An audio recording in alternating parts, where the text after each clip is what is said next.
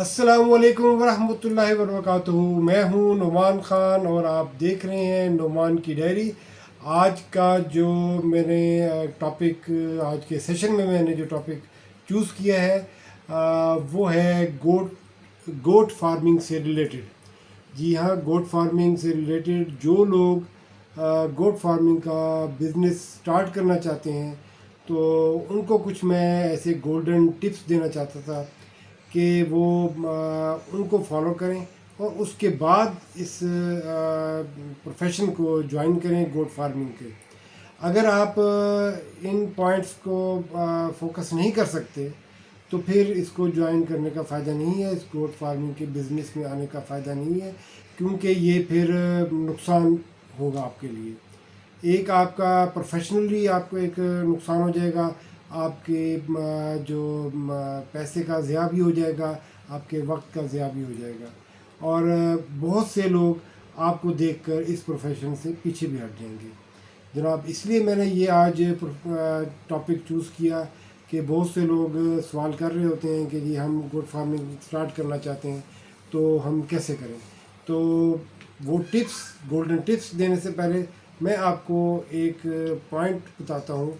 वो ये है कि अगर आपको लाइफ स्टॉक से, यानी कि भेड़ बकरियाँ, गाय भैंसों से, इनसे आपको मोहब्बत है, लगाव है, तो फिर आप इनको कुछ 2-4 जानवरों से ही रखें पहले। इससे जब आप कुछ सीख जाएं इनके बारे में, फिर उसके बाद आप बाकायदा तौर पे इस बिज़नेस में आए। तो अब मैं आपको बताता हूँ कि वो जो है ना पॉइंट्स जिसको आपने स्टार्ट करने से पहले जो है ना आपने उसको फॉलो ज़रूर करना है। अगर आप उसको फॉलो नहीं करेंगे तो फिर आपके लिए वो नुकसान है। जी हाँ, सबसे पहले मैं आपको बताता हूँ कि आपने ब्रीड की सिलेक्शन के ऊपर आना है कि आपको पता होना चाहिए कि आप कौन सी ब्रीड लेना चाह रहे हैं और वो ब्रीड आपको कहाँ से मिलेगी, और कौन सी ब्रीड, क्या वो फैटिंग के लिए रखना चाह रहे हैं या वो आपने ईद कुर्बान के लिए आपने जानवर तैयार करने हैं, या वो आपने उनके बाकायदा तौर पे एक आप फार्म बना रहे हैं जिसमें आपके पास इतने जानवर होने चाहिए और इतने मेल होने चाहिए। इन सब को आपने देखना है कि कौन सी ब्रीड आपने सिलेक्शन करनी है। ब्रीड्स के मुतल्लिक मेरा एक बाकायदा तौर पे व्लॉग है, तो आप लोग उसको देख सकते हैं। और ब्रीड में अब बहुत सी ब्रीड्स आती हैं, उसके बारे में मैं जिक्र नहीं करूँगा, लेकिन ब्रीड की सिलेक्शन आपने लाजमी, जिस एरिया में आप हैं वो आप लाजमी देखें। और अपने जो करीब करीब का एरिया जो है आपका 100 किलोमीटर के रेडियस के अंदर जो आपकी मंडियाँ लगती हैं, आप उधर जाएं, रेगुलर बेसिस पे जाते रहें और देखते रहें कि यहाँ पे मार्केट में जो बकरी है, इतनी उम्र साल की बकरी की क्या रेट है और उससे बड़ी बकरी का क्या रेट है, एक प्रेग्नेंट बकरी का क्या रेट है, इसके बारे में सारे मालूमात, और कौन सी नस्ल की बकरी का क्या रेट जा रहा है, ये मुख्तलिफ मंडियों में आप पहले जायज़ा लेते रहें। अच्छा, और जब आपने ये कर लिया तो फिर आपको पता होना चाहिए कि आपने, दूसरे पॉइंट में ये है कि आपको न्यूट्रिशन का पता होना चाहिए कि इसको हमने कौन सा फॉडर देना है, कौन सी है देनी है, वीट स्टॉक कितना हमने लेना है, और उसके बाद कंसनट्रेट आपने कौन सा देना है। जब आप इन सब चीज़ों को आपके जहन में होगा कि मैं जो जानवर रख रहा हूँ उनके लिए ये चीज़ें, फीड रिक्वायरमेंट मेरे पास इतना होना चाहिए, बजट भी इतना होना चाहिए कि मैं उसको पूरा साल गर्मी सर्दी में जो है मैं वंडा और ये चीज़ें जिसके एक्सपेंस होते हैं वो मैं पूरा कर सकूँ। अच्छा, तीसरा पॉइंट जो होता है सबसे अहम, वो ये होता है कि आपने हाउसिंग और उसकी जो फेंसिंग है वो कैसे की हुई है, आपने आपने जहाँ पे रखा हुआ है, जहाँ पे आपका रखने का इरादा है, वो इलाका, वो जगह वो सेफ़ होनी चाहिए, चोर चकारी से जो है ना वो सेफ़ होनी चाहिए, और प्रॉपर तौर पे उसकी फेंसिंग होनी चाहिए, लाइन लगी होनी चाहिए, बॉर्डर लाइन होनी चाहिए उसकी, और जहाँ पे आपने उनको रात को बंद करना है वो हर जगह हवादार होनी चाहिए। सर्दियों में वो बिल्कुल घुटन नहीं होनी चाहिए उधर, ये ना हो कि फिर वो गैसेस बनती हैं जहाँ पे फिर रेस्पिरेटरी प्रॉब्लम्स और वगैरह इस तरह के प्रॉब्लम्स आ जाते हैं। اچھا، آپ کو جو ہیلتھ مینجمنٹ کے بارے میں بھی پتہ ہونا چاہیے کہ کون کون سے جو جانور ہیں، ہمارے پاس جانور ہیں اور شیپ گوٹ، ان کو کون کون سی ڈیزیزز آ سکتی ہیں، کس موسم میں کیا کیا چیزیں ہم نے کرنا ہے.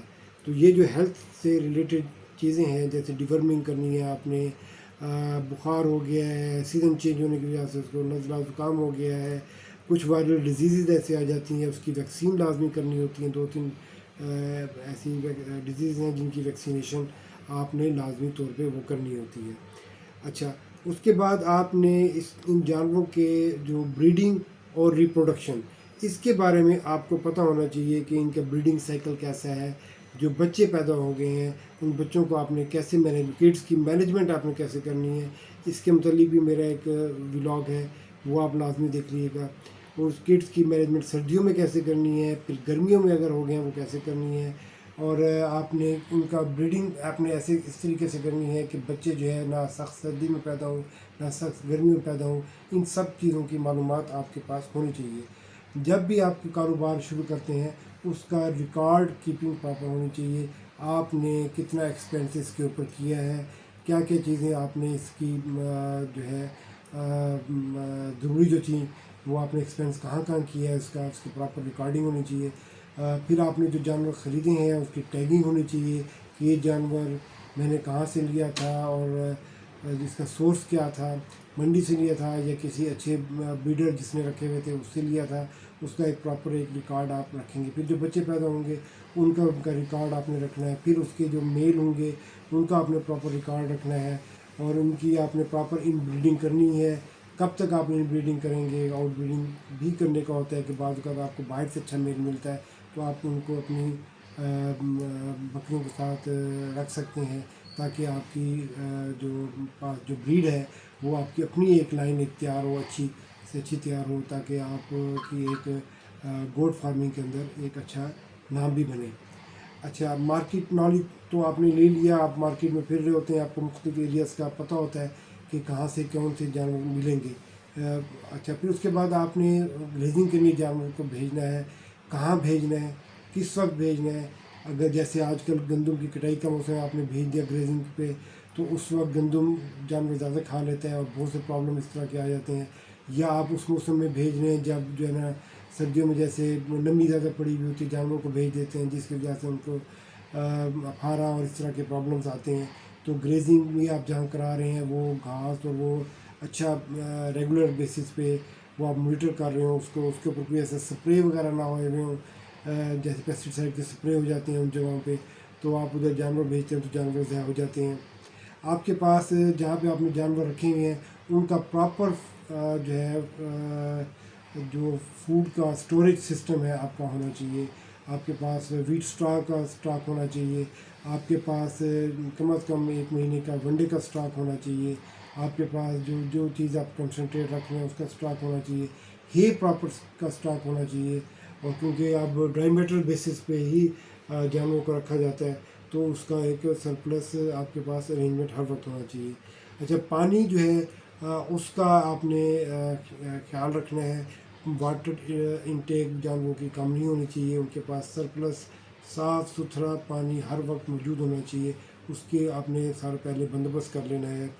اچھا، پھر آپ نے اپنے جو جانور رکھے ہوئے ہیں وہ آپ کے ساتھ بالکل ایسے کلوز آپ نے ان کے ساتھ ایک تعلق بنا کے رکھنا ہے.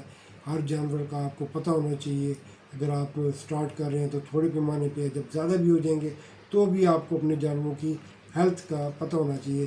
جب آپ اپنے ہارٹ کے اندر جائیں، اپنے فلاک کے اندر جائیں تو آپ اندر جب وزٹ کر رہے ہوتے ہیں تو آپ کو ایک جانور کی آنکھ دیکھ کے آپ کو اندازہ ہو جائے کہ یہ جانور جو ہے ہیلدی ہے، یہ جانور ہیلدی نہیں ہے. اس کی بالوں پہ ہاتھ جب اسکن پہ ہاتھ پھیریں گے آپ کو پتہ لگ جانا چاہیے کہ یہ جانور ہیلدی ہے یا نہیں ہے، اس جانور کو ٹمپریچر ہے یا نہیں ہے، وہ جو مینٹین کر رہا ہے وہ جانور وہ نارمل ہے یا نہیں ہے. ان سب چیزوں کا آپ کو پتہ ہونا چاہیے. اچھا، ان سب چیزوں کو مانیٹر کرنے کے بعد آپ نے اپنا پروفٹ اور لاس وہ کیسے نکالنا ہے، اس چیز کے بارے میں بھی آپ نے پورا ایسٹیمیٹ لگا لینا ہے.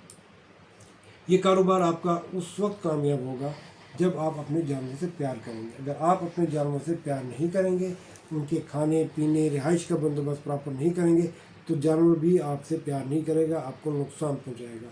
تو کوئی بھی کاروبار کرتے ہیں اس کے لیے ایک جو ہے نا صبر کا پیمانہ ہونا چاہیے، اور کوئی بھی پروفٹ ہوتا ہے وہ پہلے سال نہیں ہو جاتا، وہ ٹائم ٹیکنگ ہوتا ہے۔ یہ آپ نے اپنے ذہن میں ضرور رکھنا ہے۔